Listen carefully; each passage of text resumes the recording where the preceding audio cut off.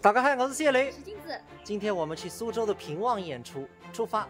我看到很多粉丝在评论区留言说，镜子怎么大着肚子还出去演出？其实我想说，因为这是我们的工作，就像大家怀孕了，肯定也不是一怀孕就歇下来的。 有些也要在单位里做到6个月、7个月，甚至有些是做到临产前。那么像平台演员什么时候休息呢？就看他的肚子，基本上肚子大到可能乐器抱不住了，那我们就不出去演出，就歇在家里。而且一直待在家里啊，反而胃口不好。出去走走呢，还吃得下。开过来1个小时，今天晚上是在平望镇上最好的酒店演出，就是这个新世纪大酒店。每年过年的时候，镜子家都会在这里聚餐，不过来演出还是第一次。 一共36桌，先来看一下今天的场地。不是这里呀？啊，不是这里，36桌在哪里？南天山上不是最前面。哦，好，谢谢谢谢。搞错了，搞错了。旁边几个厅都是满月酒、生日宴。啊，在这儿南厅。哇。这里是云辉公社中婚礼的晚宴时刻。后场。看看这个厅真的是挺大的。 匆匆吃一顿盒饭，准备上场。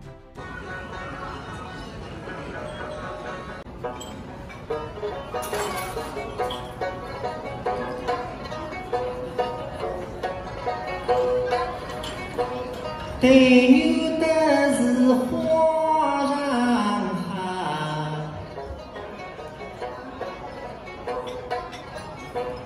对牛的。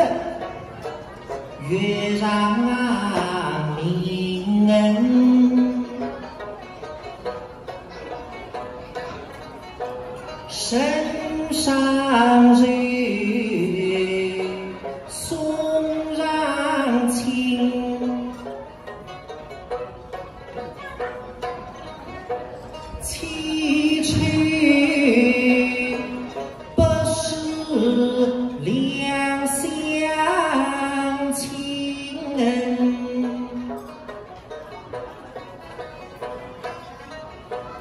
地居天上啊，永不分。